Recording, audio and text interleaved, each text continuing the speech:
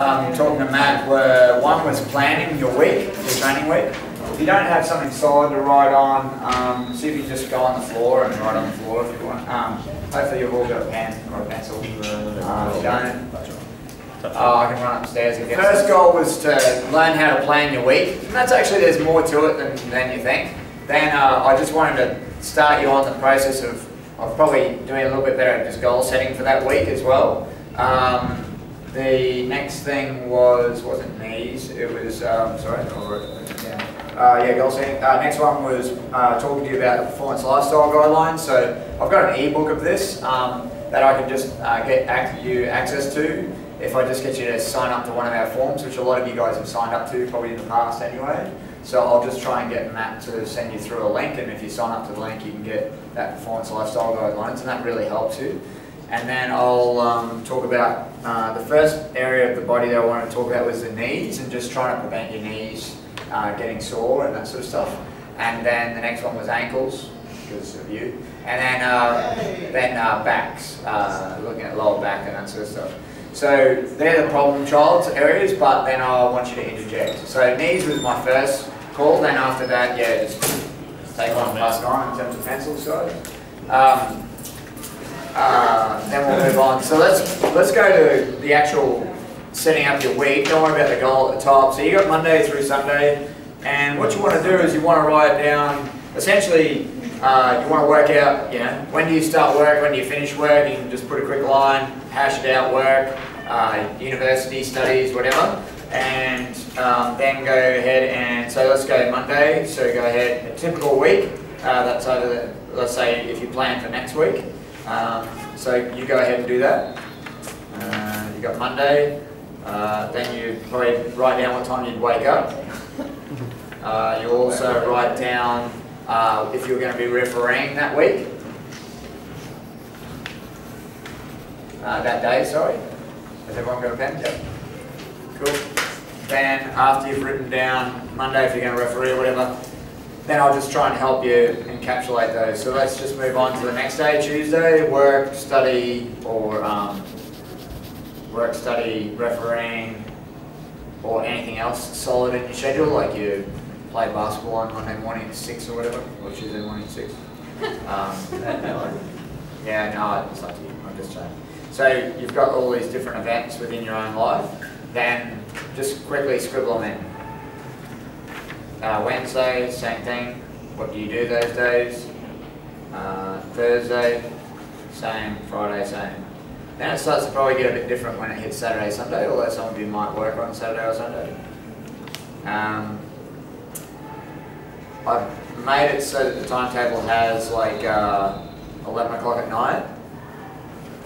Obviously this is very analog, so you're going to typically use, when you're going to use your phone, you're going to use your Mac Mail or whatever, your calendar and that sort of stuff. Stick all this stuff in there, but you probably don't necessarily need to put all of them in there.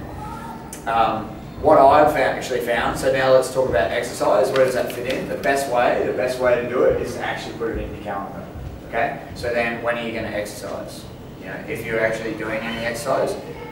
If you're not doing it, and when is the optimal time, and write it in. So therefore, if you write it in your schedule, then you put it in your calendar, you put it in your phone, and you go, beep, beep, beep, I should be up at 5:15, I should be exercising tomorrow at 5:30 or whatever.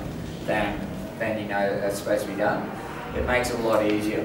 The next thing was to then talk about your refereeing and just trying to work out your routine in terms of your refereeing. And some of you might be pretty tight between the time that you get off work or study and then you go to referee, so you're not going to have a huge window of time. You've got to now work out, alright, what do I finish work at 5 or whatever, and my first game is at 6 o'clock. I've got to squeeze in some food somewhere in there. I've got to travel to the stadium and that sort of thing. So now what we need to do is start writing down our meals, like where are we actually going to put our meals in. So go ahead and start doing that. That's going to be quite time consuming, because if you're eating more than breakfast. So now you're starting to put your meals in. Now why is this important to do the meals? Well, I know that you're not going to do this in your diary. I know you're not going to put it, but if you were going into a major event like a tournament, I probably would. I'd probably get a little bit more organised. I'm not much of a cook myself. My wife's a really good cook. But when she left to go to Europe to see her friend for her 40th birthday or whatever. That was a big deal. She was away for 3 weeks, so I had to feed myself and our kids or whatever. So that was pretty hard. But funnily enough, like if you get really organised, then it makes life a whole lot easier. So I just sat down and went, right, I'm going to have fish on that night, you know, some sort of burger on that night, something such and such, and I built that out, and then I went, right, I know what I have to get for groceries, just went and got the groceries. It wasn't, yeah, it's easy to be concentrated for a 3-week period of time. The reason why I'm mentioning that is when you guys do a tournament, it's easy to go completely off the rails because you're disorganised and you go, oh, I'm so busy, I'm so tired because you're not eating that well. But if you'd actually been a little bit more organised, then you'd be right. So that's why I want you to think of it like that. I want you to write down your meals. I know you're not going to write them down every day or every week into your actual phone calendars or anything, but I want you to write them down now as if this is an intensive week. Next week it's really important that I eat at the right times and everything. So what I'd like you to sort of start saying is if you really like muesli bars, well, you might need 7 muesli bars. So when you go to buy, you need to buy a pack of 8 or more, you know, because if you're having a muesli bar every time you go to a game or something as a snack post game, then you need to have 7 or more muesli bars in your grocery list. Yeah. If you really like bananas, then you need to time out your bananas so that they're ripe towards the end of the week. Buy 7 bananas. You know, one of them more ripe than the others, and the other one's a bit more green. You know, so that way you're just going. I know it sounds pretty pedantic, but it almost has to get down to that, and then you just over prepare. You know, be more prepared than the other person. So that way, I'll give you an example. My son plays a couple of games on Saturday, and it was right in the middle of the day, right over the lunch period. So he sort of finished his last game around 1:30 or something like that. So my wife packed a picnic lunch or whatever, so we could eat properly because he's got a lot of dietary concerns that we have to be concerned with. So everyone was like making a big deal about it, coming up to us going, "Oh, isn't that nice, the Briggs family, this and that." But it was just because it was a very unusual double header of 2 games right over the lunch period, and we, you know, couldn't wait until we got home to eat, otherwise we'd just be starving. And generally do eat snacks and then get back home, but at that hour it was a bit strange, so we ate lunch straight away. And but we had to be really organised, and as my wife said, it did take a half an hour to sort of get it all organised because it's a lot of food. But it's really worthwhile. And you see it in your calendar, it's sitting there for all week. We knew it was going to be occurring, so we just went, all right, well, we just got to make sure we do that, you know. So I think it's really one of the most important aspects of your planning is actually your food, because funnily enough it's becoming more and more prevalent in society now. It's about your actual food and what you actually eat. Are you lactose intolerant? Are you intolerant to gluten? You know, look at how many intolerances there are today, okay? So you need to sort of work that out for yourself. That's the next thing that you need to start working out is in your preparations, does your stomach respond poorly to dairy? If it does, and you still like dairy, well, you definitely don't want to be eating that before you go and referee, alright? So that needs to be out. You don't want to have cereal in the morning, okay? So you need to be prepared for that. So you need to make sure you got enough eggs or whatever for your breakfast in the morning. If that's too heavy, you know, so on and so forth, do something else. If you guys are all too young and couldn't be stuffed, you know, preparing all that, then you need to prepare your local McDonald's and make sure it's on the way, alright? But you understand what I mean? Like, you need to know what you're going to be doing and what sort of foods you react to well, so that way you can be well prepared, and food's a big part of that. Okay, next thing was your, what we've already talked about before in level 2 courses and everything, is your bookend training. So arriving early. It was funny, when I was working with the Bullets, the one thing coaches would note, oh yeah, that guy, he always gets here early. That guy, he always leaves late. He always leaves, one of the last to leave because he's always working on his free throws, and he's generally the one that shoots the free throws a bit better, you know what I mean? So, as a referee, do you arrive early, do you prepare your body? You don't necessarily have to stay later, but do you know, after the game, do you do some basic recovery methods? Do you already have a muesli bar, banana or whatever in your bag so that you've already consuming something to help you with recovery so that you can get home and eat a proper meal? Or like what I had tonight, I had dinner before I present here because, you know, eating dinner at 8:30 at night or whatever is just not in my routine. If I eat that late, that's not good for me, okay? So it's really, really important that you get routines in, or let's say I ate half a dinner, you know, before I present to you, and then I eat the other, you know, smaller bit when I get home. that way I'm not eating a full-blown meal just before I go to bed, which then sits on you. And yeah, look, I might be skinny and everything, but the reason why I'm skinny is because, you know, I work on that. It's a whole process, and it's not necessarily just about being skinny or heavy or vice versa. It's about energy and health. You understand? So you really want to take care of yourself. If you're going to take care of yourself, you really got to put a little bit of thought into this, and it's not some scientific process. It's literally methodical, and make sure you do it well for you. Okay. So with planning, other thoughts, questions about games, trying to prepare games or planning your week. We do find it fairly difficult with our game times, certainly with QBL and things where they might be at 6 o'clock, 7 o'clock, 8 o'clock at night a lot of the time, or GBL here. And like you said, we're pretty tight on time frames after work or uni. What would be a good meal between finishing a work day, having 2 or 3 hours maybe, and then having a couple of games and not getting home until then 11 o'clock at night? Yep, what I would do is I'd have probably a sandwich with very little fat in it. So I'd have a sandwich with like a mayonnaise and some light mayonnaise, and then have some chicken or whatever in it, no cheese, and chicken and maybe some salad, depending on how your body responds to that.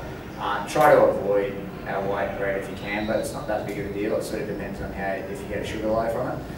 But yeah, so eat that sandwich, and then you should be fine 2 hours out. I've sort of been watching it, and watch it for yourself. Try it out. Actually, flat out experiment with it. Like, eat a sandwich, then see if you can go for a run an hour later. Eat a sandwich and eat a really big sandwich, and then see if you can run an hour and a half later, or whatever, and see if it gives you a stitch or gives you some sort of problems. And if it doesn't, then you know you're pretty sweet. Yeah, that's what I would do.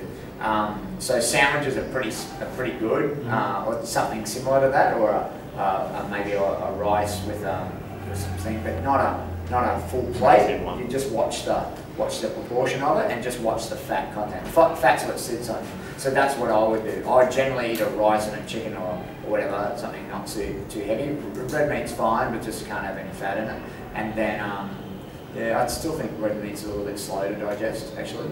So I'd probably avoid that a bit, and then look at your tunas and stuff like that as well.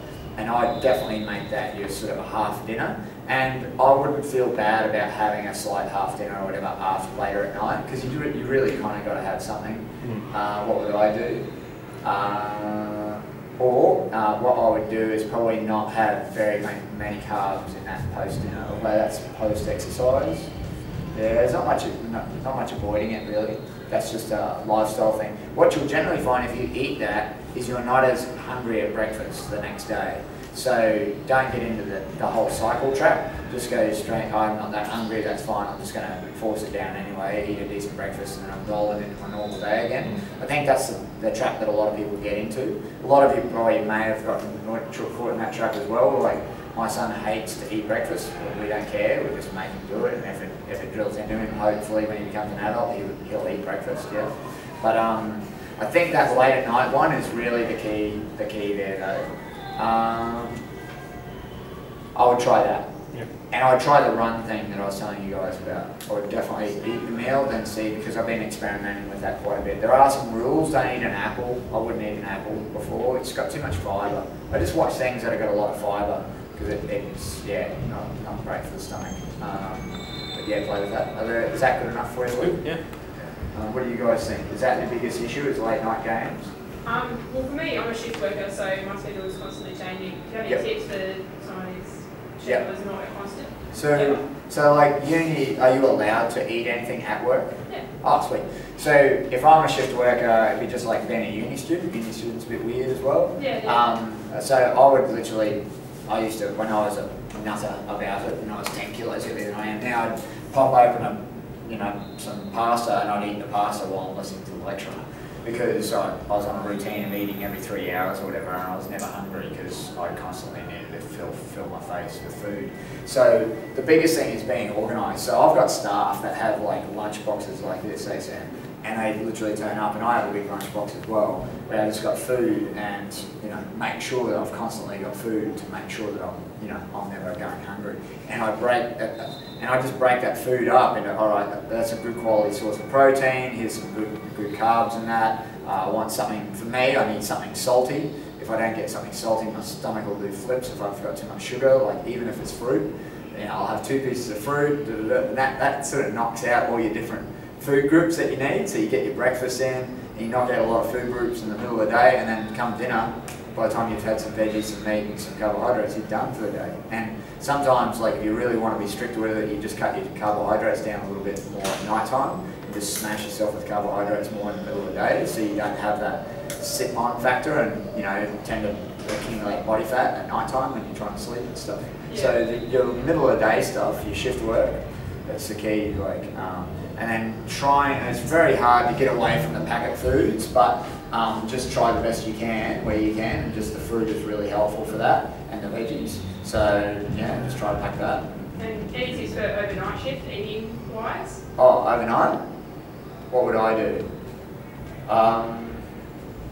Well, you got to sleep when you get home. Yeah. So I would treat it like it's a normal day. So I would probably have lunch at midnight, stuff like that. Wouldn't I? Is that what time your shift would be? So a night shift is generally 10ish to 7:30 in the morning. 10 to 7:30 in the morning. Well, you definitely want to have dinner by about 5 o'clock in the morning. So that way, when you go to bed at 8 o'clock in the morning or whatever, then you're not sitting on a major meal. Is that correct, or would you be going to bed at 8? Yeah, generally, but then I guess you've got to fit in, because I'm a nurse, so you've got to fit in, you know, when you get into 5, 6 o'clock in the morning, that's the busiest time, when you're getting everyone organised, so you can't really... So you know that in advance, that's usually a busy time. Yeah. So you'll need to have that dinner at 4 and then have a light supper or whatever. Yeah, so essentially you'd suggest setting up like your day. Like a day, but it's Flip it on flip-flopped. its head. Yep, that's what I would do. And a good one, particularly for going to bed, and I've been using it a bit in the mornings myself, is soup. Soup, particularly this time of year, soup is quite good because it's got the nutrients, but it hasn't got the huge amounts of carbs. So it sort of produces something for you, gives you something without sitting on. So that's quite a good supper, which is a bit of a traditional supper, isn't it?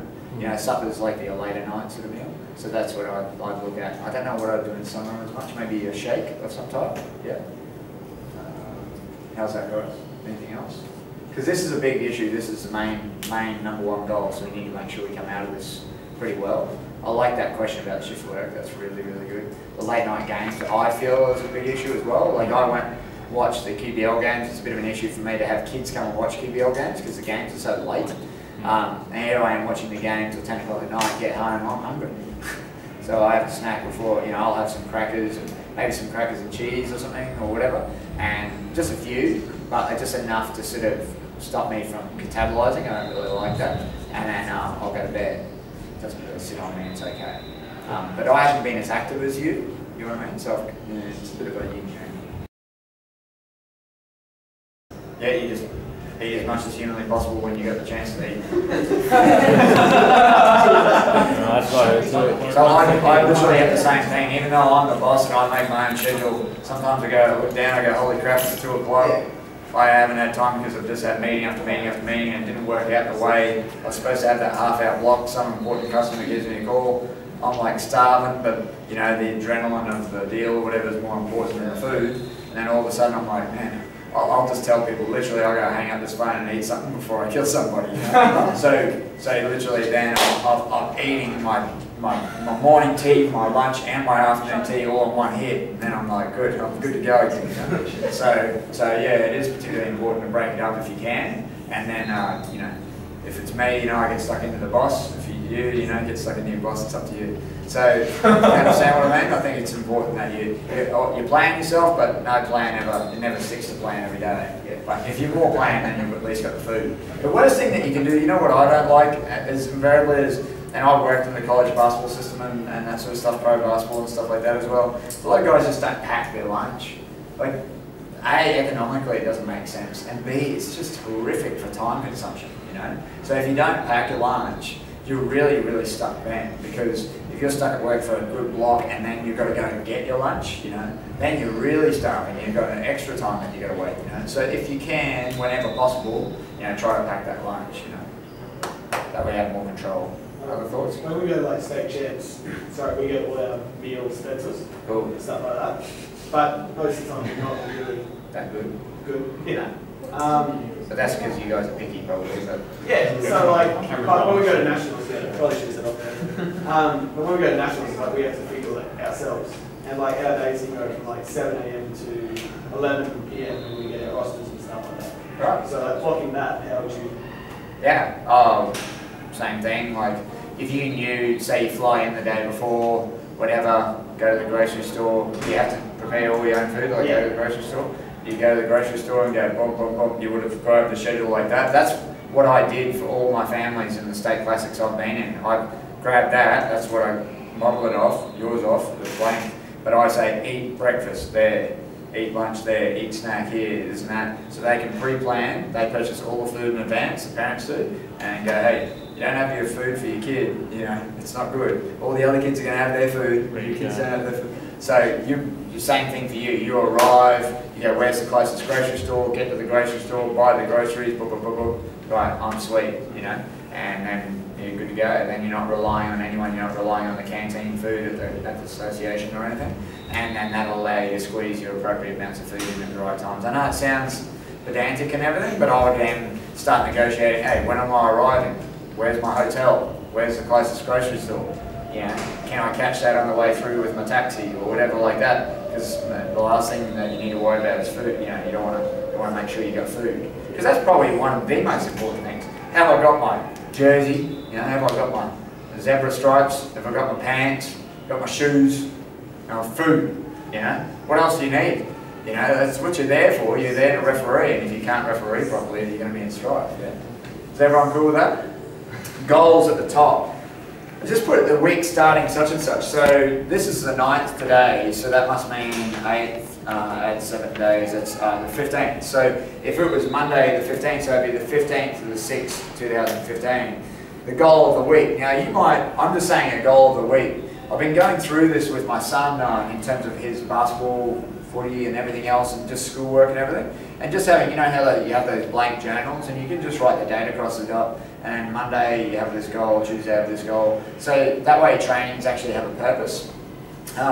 It's a really good idea to really start writing these little goals down. So I'd say to you, one of my major goals for today, and coming into the session, I wanted to make sure that you guys got a good idea about how to plan your session, how to plan your weeks a lot better. That was my #1 goal. The #2 goal was I definitely wanted to cover something to do with knees, all right? So I felt like, all right, everyone that leaves here will have some kind of a concept about how to keep their knees healthy, yeah?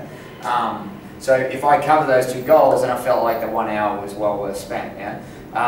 Same thing with your week. If you can kind of go, you know, just in business or whatever, sometimes it's just a lot easier to go, look, these are my main 3 goals for the week. Sometimes I used to, when I was younger, I'd go, I want to get this much done. And you don't get any of it done because you're scattered out. So if you have a primary goal for the week as a referee, I just want to get better at, you know, get a better line of sight, or, you know, I just want to make sure I get my 3 workouts in. That's always a really good goal for me. I go, if nothing else happens, if I get my 3 workouts in for the week, I'm happy, you know what I mean? So just have a goal for the week is really good concept if you want to try and do that. I know that people do goal setting stuff, but sometimes, you know, you can talk about goal setting all you like. It's got to be, you know, palatable. It's got to be something that you can use. So try that out. But the main thing is, if you're going into a major tournament, do a plan. All right? Because I can tell you the better teams all have a plan. They have a manager that inducts a plan and everything. You guys are sort of all by yourselves, you know. So even easier if you know you're roommating with someone, then sort of, yeah, work together on it. Okay, performance lifestyle guidelines. So this one here is pretty much a lot of the nutrition type stuff. So when you sign up to it, I'll get you immediate access to it. So it'll be under resources when you log in.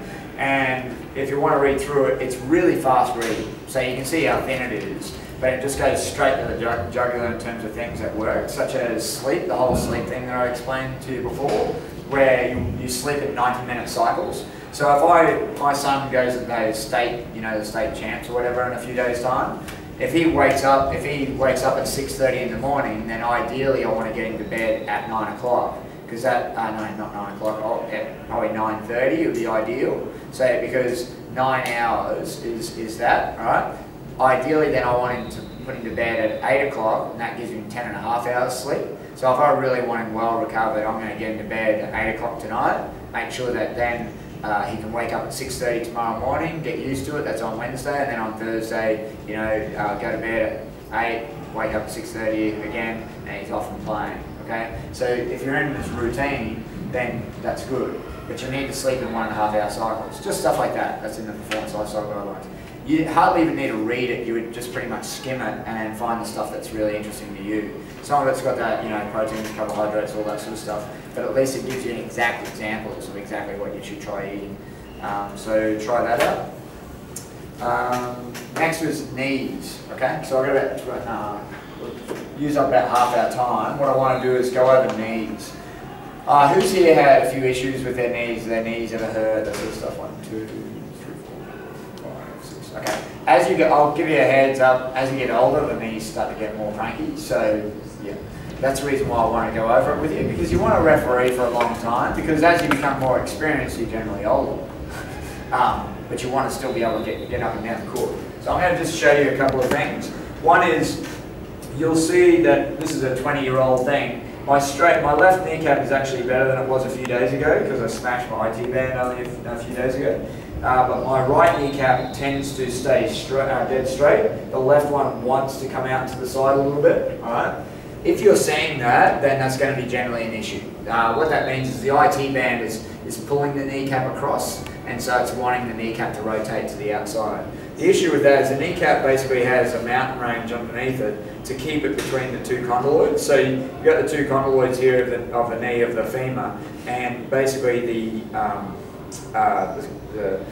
kneecap wants to run in between those two condyloids, quite natural. Okay. If the kneecap gets pulled across and then that ridge is running out the top of one of the balls, you know, essentially condyloids, then it's going to really hurt. And someone goes, oh my gosh, I've got like, you know, tendonitis or whatever. And invariably it's just that because their kneecap isn't tracking properly. So you really need to roll that out. The things that you want to try out are very, you know, a nice soft foam roller. Foam rollers are quite useful. So we can try that out, those people that have got sore knees. You can try this one out. Then there's also some other ones. There's some trigger balls and that sort of stuff. I want to show you that. Golf ball. Gold standard is cricket ball. So you want to be able to lie on your side, TFL. You want to lie on the side of your hip and just trigger ball that. Okay, and that's baseball. That actually doesn't feel bad for me because I've just done it. Alright, so try that out. Golf ball's a bit small, but you can try that as well. Then you've got the same thing, golf ball, but it's rigid. Okay. Where's all that spiky balls gone? Let's take I think in the bag. Yeah, it must be. Where's her bag? Oh yeah. So everyone can try that for me. So let's just go. Let's go. Everybody on the floor. Try some of the harder products. Let's go. Adam is going to See, cry. I'm the old person here. There you go, so I Vicky, can- here's a I got one of golf. those. You got the baseball. I think someone Let's go. Somebody try the foam roller. So just try side of hip. I do Try this side every of day. hip. Come on. Let's go. Let's go. Actually, can't do Oh, that. I do this every day, but I'll do it again. I got heaps of, in fact, See if I there's can a get some of muscle these chart places. here, but I can't take out the wall. So we're releasing this side muscle here, the TFL, which is connected to your IT band. When you run a lot, your IT band gets tighter. So that's the TFL, that's the first one. Then to really make it painful, you roll down your leg further and actually do the spiky ball on the front, on the actual IT band. Okay? It's wickedly painful, I understand. Yeah. So the foam roller is a nice introduction to that. So, yeah, Luke, you're a strategic man. I'm the oldest. So what we're doing is release the IT band. So everyone should be getting close to everyone having a spiky ball by now. Every referee should be. If you haven't got one, you need to get one. Okay? You should have a bag. So you're turning up to a game, you should always have a bag. And in that bag of tricks, you need a spiky ball. The other thing to consider is a stick. Okay? So who's got a sore knee right now? Anyone got a sore knee? Come on. So you can do the IT band very gently. That's why I was just asking. You just do it really gently just by doing this. Okay? And that's a nice way to do your IT band, is with the stick. Okay? Who wants to try the stick now? Yep. Thanks, Michael. Thank you. Gotcha. So So IT band was the first thing. The next thing I want to show you, I brought the little skeleton to be able to show you this, is to remind you. I have talked about this at level 2s, but I just want to remind you of it. Is that the hip is supposed to be mobile. So the body is made up. It's quite interesting. The thoracic spine. So I always think of touch footy. You know how touch footy, they sort of pick the ball up like that and they're quite arched through the thoracic? There's nothing wrong with that, all right? So that's made for mobility, the thoracic spine. The lumbar spine is the bottom 5, is supposed to be very rigid, okay? It's not supposed to move at all. So that's the reason why if I pick up that, that's okay if I sort of bend my thoracic, but if I bend my lumbar, that's bad, okay? Because it's not made to bend, it's not made to rotate. So the body goes mobile, stiff, mobile, stiff. So with the kneecap or that sort of thing, it's just a hinge joint. It's not supposed to rotate at all, okay? Now the hip joint is supposed to rotate. It has lots of range of motion, okay? Lots of range of motion. If that gets tight, then you've got problems. So what we want to do is release your deep hip rotators. So you just sit on the ball, which I've taken you guys through this before. So here you go, Luke. Just for you, and you just sit on your right butt cheek, say for instance, this one here, which I'm pretty sure I've shown you all, and you just do this one, alright? So it's on your right, the ball's on your right butt cheek, and you put your right ankle on your left knee. You put your right ankle on your left knee, and you roll around and release it. Okay, so you understand why your knee would start to hurt. Because the hip is supposed to be mobile, as soon as that becomes less mobile, then you're having a tendency to want to rotate at the knee. If you tend to rotate at the knee, you're pretty susceptible to injury, but in general you just get sore knees. Initially, you just get a lot of sore knees because you tend to do motions that a knee does not like. It's just a hinge joint, okay? So we need to keep this loose to be able to make sure that's pain-free. Also, if you keep your hips loose, you're less likely to get a sore back, lower back. If you keep your thoracic loose, that will keep you from getting a sore lower back. So since Luke went the soft option, we'll give him this Posture Pro. Here it is. See, this is Posture Pro. Now that puts you through a lot of pain the first time you use it. It's not too bad. That's for your thoracic, for your thoracic spine. So you just put it, you just see how it's got a gap in the middle. Yeah. That just goes there, and then you just roll through it. I'll show the top. Show you. So that's all you do, guys, is you just put it here. You can try the foam roller, it's just a soft option. So, okay, where is it? There it is here. So I just put it right there in my upper back. And then I just roll. Your thoracic's essentially attached to all your ribs. So the spine that's attached to your ribs, thorax, you know, thoracic spine. So I'm just rolling through that. The first time I ever did this, and 1 or 2 times since, it actually cracked my back. And it was like pop, pop, pop. I was like, holy smokes. But then after that, it's not too bad. Now, the reason. Yeah, so see if you crack. But it's very, very good. Oh, sweet Jesus. Try that about 6 times. Yeah, it's pretty painful. So, particularly bad for guys who've been spending a lot of time at the edge. He's not even sitting on the ball. Yeah, so that's so pass it around for fun.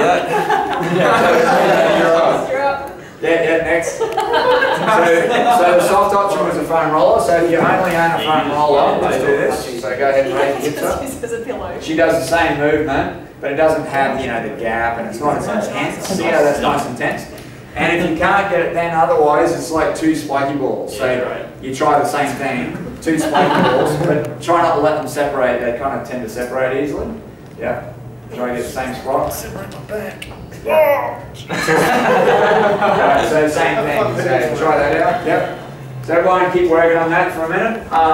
So everyone understanding those guys that aren't doing anything, we're trying to keep your hips mobile so your knees don't hurt. So you want to do your deep hip rotators to keep that loose. You want to do your TFL and you want to do your IT band to make sure your knees stay healthy. Yep. Is there any way to do psoas without having someone dip their elbow? Yeah. So the spiky ball and lie down on it. Have you done that one before? Yeah. Anyone can't touch their toes? Okay, so do that. We did that. So stand up. We did this at level 2, I think.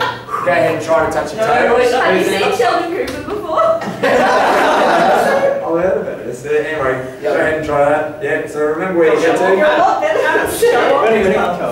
So that's all you do is put this lying down on your belly, you put this ball right next to your belly button, and then that'll do your salt. So. That's going to help me bend over more. Yep. How many size? He's got Yeah, that's it. I can't do it. Yeah, he doesn't do the tight stuff. And like, it'll be great. Sam, you got Awesome. So could you touch your toes? No. Alright, this psoas. This is on it. Roll over, everyone try psoas out. I hope you didn't need just there you go, ahead and lie down. Me and Sam are at the same level there. Okay, so go ahead and lie down on your belly, relax, and put your head on your hands like this. You know? The ball should be right next to your belly button. Oh, really? Yeah. Next to it. Right hand side, left hand side, one of the two, and then I'll get you the switch. I'll do this for And now everyone just relax and put your head on their hands. This is for fun. To be honest, I do this once a week because if I don't do it once a week, it just gets tighter and tighter and it changes the angle of my spine. You look like you're about to. Oh, is this Pete? Are you talking about Kelly, Sam? What? I wasn't even talking. She can't talk right now. She's just Okay. Once you have no pain, switch to the other side. No, we're okay. Once you get to know. Now this one's actually going towards, this one's moving towards the lower back. This is going to help your lower back a lot by releasing your psoas. Like you. I'm working on it. Good. So you feel pretty good there? Alright, let's go ahead and try and touch the toes again. See if that improved. It's not a typical test. You improved a lot, Luke. I'm not doing that. So I don't stretch you Don't give me that look. My hands was about to snap. I was just watching Sam, it. come on, It'll this- be alright. Come on, you're this close. Cool. It was better though. So did anyone not improve? The reason why that works is because when you release the psoas, it actually changes the angle of your pelvis and takes the stretch off your hammies. Okay, so the other thing that I wanted to show you is, so if we're going, same with knees again as well, is a really good, we don't typically put stretches in, but a neural glide, this is like a neural glide for the hamstrings, just to make sure your nerve doesn't get tight. Go ahead and try that out for me. But before we get, what I'll get you to do is just do a test for me and see how high your leg gets up. This is going to be bad. Not Then worry. I'm going to point There he goes. test where you get to. Just take note of where you get to. Wow, she is tight. Alright. So now, Yeah, she's. just so you understand, I'll show you the neural glide thing in a minute. Let's just go ahead and do the trigger pointing of your of your hip flexors. So you do your right leg and left leg. Go ahead and try that out. So you roll over on your front. Doing it right? Right there, yeah. Maybe that's my problem. On your belly, and then do the same thing, just relax. And Yeah. some of you guys won't feel a lot of pain there, so if you don't find pain, just try to move around, find the pain a little bit. Yeah, man. And what the pain is What actually are you doing, Millie? with the Video. ball. refereeing games, so you The ball doesn't. Are you referring to I've done this half down. half an hour? This is getting you ready for it. Gazelle. So that's a really good point. Doing these trigger points is great to do before you referee. So you've arrived, you've already eaten dinner, I'm going to trigger point, just try and find somewhere to trigger point and just go through all your trigger points that you want to do. Because that way you'll lose it before you actually you're going to do the other side. Make sure you do both sides and then we'll test your hammies again. Why the pain, I was just trying to explain, is that the femur pops out of the center. So your center of your joint isn't necessarily always centrated because your muscles get tight and it pulls your joint out of place a little bit. So by you trigger pointing with that ball, it pushes your hips back in line. So let's go ahead and let's leave it at that and test your hamstring flexibility again. When you do this one, See how it goes a lot higher there? do Yeah. you have your legs straight? Or are you working out? What's this for? The stretch? This one. Oh, I do the other leg outside. there you go. So whatever floats your boat for you, you can't sum it up. Is that better? Better, yeah? Anyone not better? So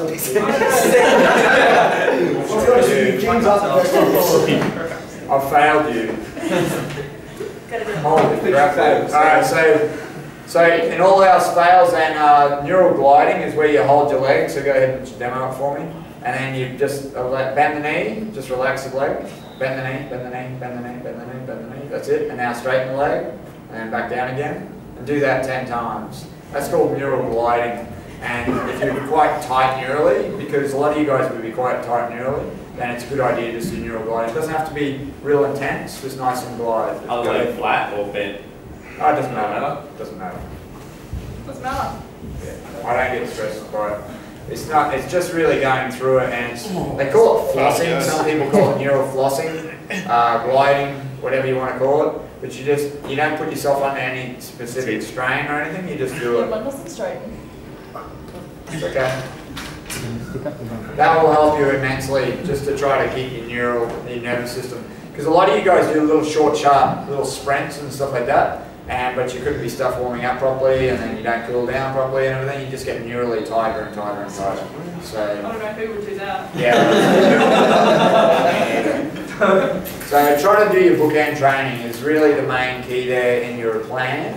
So plan to arrive earlier. I'm a shocker as well. Like you go, oh, blah, blah, blah, I'm going to arrive at that hour. And then there was one particular point where I was doing Kung Fu, and I was like, you know what? Why do I even bother doing it if I'm not going to get there early or whatever? So what I was doing is I'd leave here a bit earlier, like half an hour earlier, get home, do all my deep system exercise and everything, then I get to Kung Fu, then I go straight into their warm-up, whatever they want, and I can produce the results so much better. I was so much happier when I actually devoted that extra time to it, instead of going, I'll leave at the latest possible moment, you know, and if you leave at the latest possible moment, you're just not prepared physically for what you're about to do. So let's move on to ankles. So with ankles, I want to show you what I don't think we ever got to this before. So ankle walks is my golden exercise, the exercise that I really feel like makes a massive difference to players. I've never really pointed it out to referees, and that's pretty much just walking around on the sides of your feet. So I just do 3 sets of 20. That's with pro basketball players all the way through to juniors and everything else, and it makes a massive difference. If you've already hurt your ankle, you just walk around on a flat ankle, flat foot, and then the other one you just do the ankle walk. Okay, so go ahead and try that for me. Just 20 steps for me. Don't know your ankles. Yeah, that's good. So you keep I'll explain to you what it's for. Oh, you're meant to do both. Just do both, just both. Oh, if you got a bad ankle, you don't do it. Okay, cool, yeah, you should be fine. But if you made it. So I'll explain to you now what you're trying to do. What you're trying to do is you're trying to increase the strength, flexibility, and stability of the ankle. And that'll do. The next one is a lying down exercise, so you can go back to a seated position if you like. So ankle walks. First up, it increases the strength, okay? So let's say proprioception is the most important part. So what it does is if you step on someone's foot, you should, as a player, as they're playing, and step on someone's foot, they should fall over, okay? Should fall over, hold down the leg. Yeah. So if I'm playing, if I put my foot on someone else's foot, I should fall over, then get back up and get going again. If I don't, I'm most likely going to snap and I'm done. All right, I'll be out for weeks. That's proprioception. In fact, I found out from an orthopedic surgeon just on Saturday when I was watching a QBL game. He was saying that proprioception has now been medically defined as a person's sixth sense. They can actually, it's only just been defined in research now, right now. So proprioception is actually a sense in the body. And the reason why we're talking about that is some exceptional players just seem to know where they are in space a lot better than other players. What we want for referees is we want you to have great proprioception. Proprioception is information goes from there up to my spine, bounces back, and gives me a reflex. So my reflex is bang my bad ankle, I'll fall over. If I'm waiting for that information to hit my spine, then go up to my brain, then back down, I'm done. It's all over. Okay? So your body, you need to teach yourself proprioception. So that's why ankle walks are so useful. That's proprioception. First up, next one is flexibility. So you need to make sure that your ankles can handle that angle. So there is a bit of flexibility there, and primarily strength. So you can literally jump and then land, and it's not going to really hurt. Okay, so you want to be able to do that because if you watch the game, it's that way. For referees, not so much. It'd be more something happens, crowd there, step on someone's foot, collapse through. You don't want to snap. You don't want to be out. Okay, so everyone needs to stop looking at me. So she's obviously rolled her ankle a few times or something. So what you want to do then is you want to do ankle walks. Does everyone understand ankle walks is quite powerful? It's more than just quite powerful, it's exceptionally powerful. Okay? So ankle walks is good. The other area is there's a neural connection between your glute med and your ankle. So a little Jane Fonda type of exercise. I don't know if you know who Jane Fonda is, but it's sort of like jazzercise or aerobics. But it's sort of like this sort of movement. And your glute med is your butt muscle. You just want to make sure that actually fires. Okay? So one way of doing that is you lie on your side, your knees are sort of together, and you just make sure your hips are forward, and you just put your fingers at the top part of your buttocks here, and you just raise your knee up, and you should feel it contract there. And that's your glute med. If that med can't fire, if that muscle can't fire, you're going to have a lot of problems rolling your ankle over and over again. Okay, so let's go ahead and try that out. You gotta really, you better work on that glute med, man. Better get yourself a booty. So bend your knees now. Yep. And then go ahead and roll your hips forward. So as if, make sure you're forward. And then put your fingers just anywhere around the top of your buttocks there. Leave your foot in contact with the other foot, and it's called clams. They call them clams. Yep, there you go. Yep, and put your fingers right there. Yep, good. And raise it up. It's sort of like yeah, it feels a bit cramped, a bit like a cramp. Exactly. Roll over to the other side. Yeah, you've got it. Sometimes you'll find one side's not as good as the other. Hopefully most of you guys are young enough that you don't have that problem. You do need to have a glute med that actually fires, and then you want a strong glute med ideally. Okay? And if it doesn't, we just have to do Good. this. So now what I'm suggesting is you can actually try doing that exercise in your routine. Do your ankle walks, do some little clams. You just need to do it. It's more of an activation than it is anything. It's not very functional. You can see that there's nothing in life that's like that. But it's just making sure that's switched on. And if you're having any troubles through there where your hips are getting excessively tight, maybe just check to see if your glute med's firing. So ankles are really important. What's the other areas, guys, that we're having troubles injury-wise that I can help you with? Lower back. Lower back? Okay. So generally why you get problems with your lower back is have you done, where's that Posture Pro, that blue thing? Right. Yep. Yeah. So the first thing that physios will do is crack your upper back. So try that out. So that's pretty much like, it's not like seeing a physio, but it's loosening off and has technical terms for it. Essentially, we don't want you in a rounded position. You get all rigid through there, it looks bad. And when you get older, it looks pretty ordinary, okay? So you really need to loosen off. To actually be able to get your shoulders into the appropriate position, you need to change what they call the piezoelectric charge. And basically, by actually massaging that area, it actually allows your scapulars to go back into the correct position, and you get a bit looser through there so your lower back doesn't tend to hurt. The other area is just that deep system stuff, which I've talked to you guys about before, but let's just review it real quick. We want the pelvic floor and the diaphragm to be able to contract in parallel to each other, so we don't want our ribs ribs popping out, okay? So what we really want to do is get into those baby positions. So let's just review dead cockroach. I want to review scap support with you as well, and then that way you've got those two little basic tools to be able to just do it at home when you feel a bit ordinary through your lower back. If your back's any worse than that, then you probably need to see a professional to get it fixed or whatever. So what we're looking at is a situation where we just we raise our hips up, feet go up in the air, hands go up in the air, sort of like a baby, alright? And then just learn how to breathe and fill in the cylinder, make sure there's no gap in the lower back here. And you just work, make sure your neck is long. Breathing in through your nose, out through your mouth, and just do that for me. That's a dead cockroach. Okay, so the first thing you do is lie down on your back, bend your knees, put your feet flat on the floor, raise your hips up. Raise your hips up first, then put your hips down. Then put your feet up in the air. Not on the rack. Once you get your feet up in the air, put your hands up in the air. Make sure your neck is long by making sure your head is still on the floor, but give yourself, nod your chin a little bit and give yourself a double chin. So your head's still on the floor, but nod your chin a little bit. And now just work on your breathing. Now imagine that you're holding a Swiss ball in between your hands. Make sure your knees are flat out just a little bit so your feet are sort of talking to themselves a little bit. So knees That's it. That's good, that's good. Imagine you're holding a big Swiss ball. So if I actually put a Swiss ball, just try and hold that position, guys. Yeah, it's like that. Yeah, like that. That's good. Yeah, like hold the Swiss ball. So the ball, Something softer. like this. So you should be able to hold that position without your legs fatiguing. If you're not you'll be able to hold that. And then, so probably a bit wider. So come over this way. Put your hands over your head a little bit more so you're holding the ball above your head. That'll do. So that's dead cockroach. So if you're really breathing in your back, so you go ahead and go back into position for me. So if I put my hand here, I shouldn't feel, you need to breathe in your belly a lot more, so to fill that in. So just flatten that out. That's it, keep going. So bring it up here. Good. So try it again for me, so make sure your feet are that way, you know, towards your belly button a little bit. So if I walk around and put my hand behind your back, I don't want to have any space there. There should be no space. It's up. So go ahead. It's up. Push it up. This is, remember, this is a baby position. Come on, put your hands up. Come back forward. That's better. Hey, no, it's a knee part a bit more. That's better. Yeah, that's good. Right, my hands up, like holding you. That's good.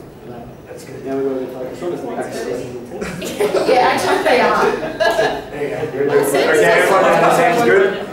Okay, stop there. So that's your baby position, fetal position. The other one that I really like for you guys is to help you with your running to make sure your hip flexors stay nice and long, because most of you guys will pull your hammies and your hip flexors as a general rule if you're going to tear something, soft tissue. Any other soft tissue tears that we've had? Hammies, calves would be the other one as you get older. Okay, most of you are younger, so you don't have to worry about the calves as much. What else can I say about calves? With the ankles, if you do roll your ankle, I would see a physio to make sure that your heel is still in line. Sometimes it can actually get twisted and stays twisted, and then you'll generally pull your hammy in a few months' time. Okay, so if you don't make sure your foot's actually in line again, then you'll actually have another issue come up in a few months' time. And a lot of people go, oh, aren't you in bad luck and everything happens in threes? Well, the reason why everything happens in threes is you never got fixed properly in the first place. So let's just do scap support and then we'll get you out of here. Alright, so you're just going to lie, in a second you're going to lie down your belly, make a triangle, and then you're just going to raise up a little bit and put some pressure through your elbows, working on your breathing, long neck. Okay, so hand triangle, hand in a triangle. Elbows should be in line with your eyeballs. So if you look left and right with your eyeballs, you should be able to see your elbows. Yep, so your elbows are in line with your eyeballs. Okay? That long neck, so your crown is the top of your head. I want you to work on your breathing, so breathe in through your nose, out through your mouth. Don't worry about it if you stuff it up. And now what I want you to do is raise your chest up off the floor so your pubic bone is still on your floor. Okay, your pubic bone is just above your private parts, alright, that should still be on the floor. Okay, so go ahead. So that should stay down. So make sure your pelvis is still on the floor and make sure your neck is long, nice and long without it being dropped. You don't want to drop your head, so pick your head up. That's excellent. That's really good. Probably trying to relax those shoulders a bit. That's really good. Breathing in through your nose out through your nose. Make sure you're probably not doing it properly. So I want you to breathe into your lower back for me. Alright, I'll touch you in the lower back. Just breathe into that. Breathe into your lower back. Make sure your neck's nice and long. Probably a little wide. Good, and stop there. Let's try that for a split second. What we want to do, I didn't do the test retest, but we want to make sure that our hip flexors are nice and loose. So we need to get about 20 degrees back from vertical on that. So go ahead and try that out for me. That'll make sure that you don't tear your hamstrings tonight, your hip flexor tonight. When you, So what you're doing is you're looking down at the knee that's down there. Yep, that's good. As long as you're past 20 degrees, then that's normal. That's excellent. Yeah? We didn't do test retest, but if you remember those two baby positions, that's a baby lying on their belly and picking their head up and looking around, baby lying on their back, then you'll be sweet. Alright? That'll help your lower back. Yeah, that's perfect. You're hypermobile. Okay, so with your knees, guys, you cannot forget the TFL IT band. You cannot forget the deep hip rotators. That's really, really important. Then you've got to, with your ankles, ankle walks are gold. You should do those every week. Yeah. and then you should also, if you need to remember the good meal. But I thought the ankle walks was really a key. With the planning, I really want to come out of this knowing that, look, we know that your life can be kind of awkward and difficult at times, but if you've got a plan in place, then you should be okay. Don't just fob off Sunday or whatever. Sunday, try to get all your food sorted for the week so that way you're not eating bad food on Monday, yeah? And if you can try to do that, then all of a sudden your health will improve, you're happier, and you don't get as upset about the fact that you've got a game at 9 o'clock at night to referee, okay? Is everyone cool with that? Yeah, hopefully you got something out of it. I really wanted to make sure that you came to this class and got something from it. So please sign up to that thing so that way you can get that, I'll get you that ebook on performance lifestyle, because that's essentially what you're looking for. Performance lifestyle, eat right, sleep right, exercise right, live right, okay? Good job guys, thank you. Thank you. After that, everyone make sure you get signed up.